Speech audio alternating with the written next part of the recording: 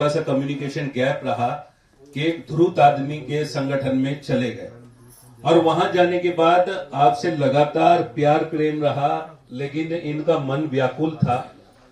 और सबसे बड़ी बात है कि कल और दीपक कॉलोनी और दिलशाद बिहार का दौरा किया और वहां पर आपने उनके जीवन को देखा कि वहां 1.5 फीट की गली थी, लोग निकल नहीं पा रहे थे। बात को वो दर्द महसूस हुआ क्योंकि आपने उस जीवन को, गरीबी को नजदीकी से देखा है और आपने तुरंत वहां पर कहा कि मैं जल्दी सुधार कराता हूं और उसी सुधार के लिए मकान और उन गरीबों को आपने, उन लाचार लोगों को, उन पीड़ित लोगों को आपने तोहफा दिया है। एक प्रेम है।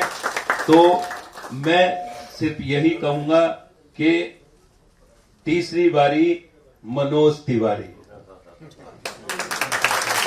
लोग नारे खोज रहे हैं, लेकिन नारा हमारे पास था तीसरी बारी फिर मनोज तिवारी। आप आ रहे हैं, ऐसा अपने खुद के ही रिकॉर्ड आप तोड़ेंगे जीत के अंतर से, ये मेरा विश्वास है। और सिर्फ बिहार की जनता, मुस्तफाबाद के लोग, पूर्वांचल के लोग, सब समाज के लोग आपके साथ हैं। और मैं आपके बोलने से पहले मैं श्रीधर भैया को माइक देकर कहूंगा, देता हूं और अपनी बात रखे श्रीधर भैया। धन्यवाद। फिर वहां पर बुलडोजर वगैरह चलने लगे थे कि जो जितना अवैध है सब हटाओ। अच्छी बात है कि जो व्यक्ति पार्क में कब्जा करके गलत काम कर रहा है, लोगों पर अत्याचार कर रहा है, उसको हटना चाहिए। वो सारी मेरे लिए उससे ज्यादा लानत की बात है। मैंने उसी दिन ऑफिस आके तुरंत भाई साहब को फोन किया। मैंने उसी दिन भाई साहब को आके फोन किया। मैंने कहा भाई साहब मन व्यथित है, आज मिलना है। भाई साहब ने कहा आ जाओ। मैं तुरंत आया था। प्रभु का आशीर्वाद रहा है शायद ये मेरे लिए। जब मैं यहां से गया था तो मुझे दीपक भाई ने भी कहा ये बात। उस समय कुछ बात रही होगी, नहीं आ पाया और अच्छा भी लगता था। तुरंत गया तुरंत आता, बात कुछ रही, बात नहीं हो पाया वो। लेकिन दीपक जी का अदा, ये हमारे बड़े अच्छे मित्र हैं, छोटे भाई हैं ये। इनका प्रयास रहा, जब भी ये मिलते थे तो ये कहते थे कि भैया अब तो ज्यादा दिन हो गया, अब तो हो गया। पार्टी के बाद तब भी नहीं है। राजनीति अपनी जगह है, सिद्धांत हमारे चलने वाले लोग हैं। हम हर उस व्यक्ति का विरोध करेंगे जो राष्ट्र का विरोधी हो, जो हमारे धर्म, जो राष्ट्र की चिंता करती है, हिंदू धर्म की चिंता करती है, हमारे आने वाली पीढ़ी की चिंता। जब 2014 में नए पहली बार प्रधानमंत्री बनके जब आए तो लाल किले से उन्होंने शौचालय की बात करी। सबको थोड़ा अजीब लगा होगा कि प्रधानमंत्री जो खुले में जाती हैं उनके लिए वो व्यवस्था होनी चाहिए। शौचालय आजकल गांवों में सभी को मिलने लग गया, आप देख ही रहे हैं। और बाकी बहुत सारी बातें हैं, जितनी बातें की दिलाने के लिए सीए कानून लाया गया है। ऐसी एक भी पार्टी आपको आरसी, इनको सदस्यता नागरिकता दी जाएगी, कौन कहेगा ऐसा? सबको वोट चाहिए, सबको लगता है कि नहीं दूसरा पक्ष तो नाराज हो जाएगा। अमित शाह श्रीधर भैया से कि आदरणीय मनोज तिवारी जी का पुष्प से स्वागत करें।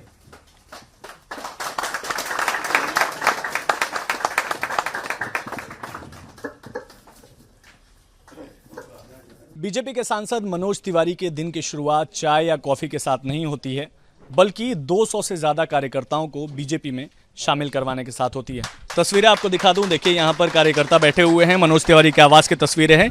एक सवाल बस पूछूंगा, दिन की शुरुआत ऐसी है तो आगे क्या होगा? नहीं, ये हमारे लिए भी खास है। वैसे ऐसा अक्सर हो रहा है, प्रतिदिन हो रहा है।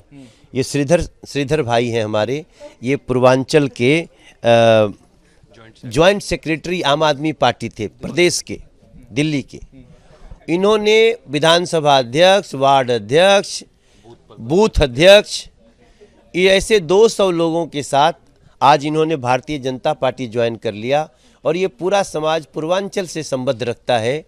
और मुझे लगता है प्रतिदिन इस तरह से लोगों का बीजेपी के प्रति विश्वास होना, नरेंद्र मोदी जी में विश्वास होना, ये सिद्ध करता है कि अरविंद केजरीवाल जी के ऊपर जो भी आरोप हैं, चाहे वह कर्मण्यता के हों, दिल्ली के प्रति उदासीनता के हों, या भ्रष्टाचार में रिकॉर्ड बनाने के हों, शराब घोटाले के हों, जल बोर्ड घोटाले के हों, ये सारे आरोप आम आदमी पार्टी के कार्यकर्ताओं ने भी सच मान लिया है। और इसलिए उनको छोड़ करके अब ये अलग देश और दिल्ली को सजाने के लिए भारतीय जनता पार्टी के साथ। देश में लोकसभा के चुनावों की तारीख का ऐलान कर दिया गया है और इसी के साथ राजनीतिक चुनावी सरगर्मी जो है वो भी बढ़ गई है। लगातार जो जितने अलग अलग राजनीतिक दल हैं वो अपनी तैयारियां तो कर ही रहे हैं और साथ ही साथ जनता जो है वो भी पूरी तरीके से तैयार है। आपको बता दें कि 19 अप्रैल से देश में 7 चरणों में लोकसभा के चुनाव कराए जाएंगे और इसी के बीच रिपब्लिक भारत का खास कार्यक्रम जो है एक हिंट हो जाए में आपका स्वागत है। आज के इस कार्यक्रम में हमारे साथ बातचीत करने के लिए उत्तर पूर्वी दिल्ली से सांसद मनोज तिवारी हैं। सर, सबसे पहले तो आपका बहुत बहुत स्वागत है रिपब्लिक भारत में। बहुत बहुत धन्यवाद आपका।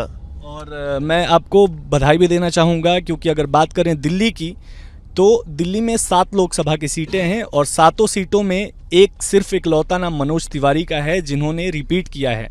यानी कि बाकी के जो 6 सांसद हैं उनकी जगह पर नए उम्मीदवारों को उतारा है बीजेपी ने, लेकिन मनोज तिवारी की सीट पर फिर से मनोज तिवारी उतरे हैं। एक हिंट हो जाए हमारा कार्यक्रम है और सबसे पहला सवाल तो आपसे यही है कि दिल्ली में जो 7 लोकसभा सीटें हैं वो किसके खाते में जाएंगी, इस पर एक हिंट हो जाए। इस 7 की 7 ऐतिहासिक वोटिंग परसेंटेज से भारतीय जनता पार्टी को जाएंगी। देखिए, इसमें कोई दो राय नहीं है। हम तो अपनी वोट परसेंटेज बढ़ाने में लगे हुए हैं। नरेंद्र मोदी जी के प्रति दिल्ली के जन जन का विश्वास है और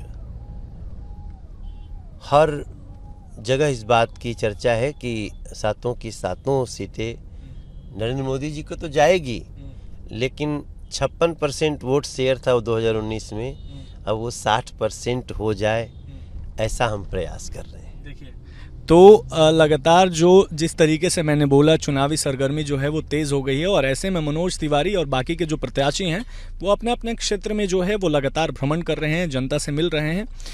दूसरा सवाल ये होगा मनोज जी कि एनडीए का जो नारा है आप लोगों का इस बार 400 पार, अब की बार 400 पार का है। मैं आपसे सवाल यही करूँगा कि एक हिंट दे दीजिए रिपब्लिक भारत के दर्शकों को कि अब की बार 400 पार तो है, लेकिन एनडीए को कितनी सीटें, कोई एक खास नंबर बताएंगे? मुझे लगता है कि 410 के आसपास हो सकती हैं। और इसमें खासकर अगर बात करें बीजेपी की तो एक हिंट दे दीजिए कि बीजेपी के खाते में इस बार कितनी सीटें जाएंगी? मुझे लगता है कि बीजेपी के खाते में केवल 370 प्लस हो सकती है। 372, 74, 375 ऐसे हो सकता है। 370 हटा है, 370 सीटों की कामना है। देश की जनता इसका महत्व समझती है। ठीक है, अब बात करेंगे अरविंद केजरीवाल जी के बारे में। दिल्ली के मुख्यमंत्री हैं, आम आदमी पार्टी के मुखिया भी हैं, संयोजक हैं और खासकर अगर बात करें लोकसभा चुनाव की तो इंडिया अलायंस के साथ गठबंधन में हैं। कई जो राज्य हैं उसमें उनके उम्मीदवार चुनाव लड़ रहे हैं। खासकर दिल्ली की बात की जाए तो 4 लोकसभा सीटों पर जो है वो अरविंद केजरीवाल यानी आम आदमी पार्टी के उम्मीदवार जो हैं वो हैं। तो क्या लगता है 4 जो लड़ रहे हैं चुनाव दिल्ली में, 3 पर कांग्रेस है, 4 पर आम आदमी पार्टी है, 4 में से कितनी सीटें जाएंगी आम आदमी पार्टी के खाते में? एक भी नहीं, 0। और मुझे लगता है कि जो आम आदमी पार्टी के कार्यकर्ता भी जो निराश हैं, हताश हैं कि उनका नेता जो कहा था बच्चों की कसम खाता हूं दूसरों से कभी भी गठबंधन नहीं करूंगा, वो आज उसी पार्टी के चरणों में लेट गए हैं जिसको गाली देते थकते नहीं थे। तो इसका मतलब कि अरविंद केजरीवाल जी की बात बिल्कुल ही धरातलहीन है, उसमें कोई सच्चाई नहीं होती है और ये दिल्ली की जनता अब देख रही है। ठीक है, 3 सीटों पर कांग्रेस के उम्मीदवार जो हैं वो हैं दिल्ली में और खासकर अगर आपके सीट की बात की जाए उत्तर पूर्वी दिल्ली की तो अभी तक कांग्रेस ने कैंडिडेट अनाउंस नहीं किया है। तो क्या लगता है इतनी देरी क्यों कर रहा है कांग्रेस, इस पर एक हिंट हो जाए। आपके खिलाफ कौन होगा, इस पर एक हिंट हो जाए। देखिए, हम तो उनकी बात नहीं जानते, लेकिन ये तय है कि वहाँ से आम आदमी पार्टी नहीं लड़ रही है। अब वहाँ कांग्रेस को सीट गई है उनके आपसी गठबंधन में, बेमेल गठबंधन में। तो जो भी आ जाए हम भी देखना चाहते हैं कौन है। चुनाव लड़ने वाले प्रत्याशी का इंतजार तो हम भी कर रहे हैं। इंतज़ार इधर भी हो रहा है और अगला सवाल एक हिंट हो जाए कि इस कार्यक्रम में ये है कि इंडिया गठबंधन की बात करते हैं मनोज जी। जितने जोरों शोरों पर जो है बिगुल बजाकर इंडिया गठबंधन का ऐलान किया गया था, कई जगहों पर जो है इसकी अलग अलग बैठकें की गई, चाहे हम पटना की बात करें, मुंबई की बात करें, दिल्ली की बात करें, लेकिन अब वो इंडिया गठबंधन में वो एकजुटता दिख नहीं रही है क्योंकि कई नेता जो हैं वो तितर बितर हो गए, इस पार्टी से उस पार्टी, उस पार्टी से इस पार्टी। तो एक हिंट हो जाए इस बात पर कि इंडिया गठबंधन का भविष्य क्या है। ये गठबंधन का नाम इंडी है, इंडी अलायंस, और इंडी अलायंस अब जो है भिंडी अलायंस हो गया है। और जितने भिंडी में जितने बिया होते हैं ना, वही सही सब छितरा गए हैं। तो इंडी अलायंस कभी दिल से मिला ही नहीं था। इंडी अलायंस में पार्टियां एक दूसरे को समर्थन करने आई नहीं थी, वो तो आई थी एक दूसरे को समाप्त करने। अरविंद केजरीवाल सोच रहे होंगे हम कांग्रेस को समाप्त कर दें, कांग्रेस सोच रही है हम अरविंद केजरीवाल जी को, आम आदमी पार्टी को समाप्त कर दें, टीएमसी सोच रही है तो समाप्त तो कर ही दिए हैं, पूरा सुपड़ा साफ कर दें, अभी टिकटें भी उन्होंने घोषित कर दी। तो इंडी अलायंस अब बिल्कुल तार तार होके छितरा चुका है। और जो पार्टियां हैं उनके भी जो नेता हैं वो ये अलायंस देखने के बाद कि एक दूसरे को गालियां देना, एक दूसरे को नीचा दिखाना, फिर चुनाव में किस लिए एक होना कि नरेंद्र मोदी जैसे राष्ट्रभक्त को रोका जाए, नरेंद्र मोदी जैसे गरीबों के मसीहा को रोका जाए, नरेंद्र मोदी जी जैसे जो लखपति बनाना चाहता है बहनों को, उनको रोका जाए। तो उन्हीं के पार्टी के लोग अब उनको छोड़ छड़ के और भाजपा ज्वाइन करने लगे। उत्तर प्रदेश की बात करेंगे मनोज जी, जिसमें सबसे ज़्यादा लोकसभा की सीटें हैं, 80 लोकसभा की सीटें। सवाल ये है कि आपको क्या लगता है उत्तर प्रदेश में जो है वो दूसरे नंबर पर कौन सी पार्टी आएंगी? और एक और सवाल है कि रायबरेली की अगर बात की जाए, अमेठी की बात की जाए, जहां से कांग्रेस जो है वो हमेशा से चुनाव लड़ती थी, लेकिन इस बार सूत्र ये बता रहे हैं कि अमेठी रायबरेली से जो है वो कांग्रेस चुनाव नहीं लड़ेगी, ऐसी जानकारी निकल कर आ रही है। तो एक हिंट हो जाए ये कि उत्तर प्रदेश में दूसरे नंबर पर कौन सी पार्टी होगी, और ये जो कांग्रेस नहीं चुनाव लड़ रही है इस पर भी एक हिंट हो जाए। देखिए, अभी तक राहुल जी के चुनाव लड़ने का खबर नहीं है, सोनिया जी के लड़ने का खबर नहीं है, प्रियंका जी भी नहीं लड़ना चाहती हैं, अखिलेश जी के भी लड़ने की खबर नहीं है, बहन मायावती जी के लड़ने की खबर नहीं है। तो जब ये नहीं लड़ रहे हैं तो मुझे तो लगता ही नहीं है कि दूसरे नंबर की स्थिति भी आएगी। ये 80 की 80 सीटें भारतीय जनता पार्टी और एनडीए को चली जाएंगी, ऐसा मेरा मन कहता है। क्योंकि उत्तर प्रदेश ने जो डबल इंजन का जो अर्थ देखा है, जो सुविधाएं मिली हैं, जो सम्मान बढ़ा है उत्तर प्रदेश का, तो अगर अखिलेश जी होते ना तो मान सकता था मैं कि शायद वो सफलता पा सकें। लेकिन अभी तो हम 80 की 80 सीटें एनडीए के खाते में बीजेपी के पास देखना चाहते हैं। ठीक है। दिल्ली के मुख्यमंत्री अरविंद केजरीवाल को लगातार ईडी की तरफ से समन भेजे जा रहे हैं। अगर बात की जाए तो 9 समन जो है वो अभी तक अरविंद केजरीवाल को भेजे जा चुके हैं। सवाल ये है कि आपको क्या लगता है, जिस तरीके से विपक्ष लगातार जांच एजेंसियों को कह रहा है कि वो बीजेपी उनका इस्तेमाल कर रहा है चुनाव जीतने के लिए, अरविंद केजरीवाल एक मुख्यमंत्री हैं दिल्ली के, उनका भविष्य क्या है, इस पर एक हिंट हो जाए। अरविंद केजरीवाल जी का टाइम समाप्त हो गया। अरविंद केजरीवाल जी इस समय दिल्ली के विलेन के रूप में याद किए जा रहे हैं, और सिर्फ मनोज तिवारी के लिए नहीं, हम तो खैर हम बहुत पहले पहचान गए थे कि ये विलेन हैं दिल्ली के।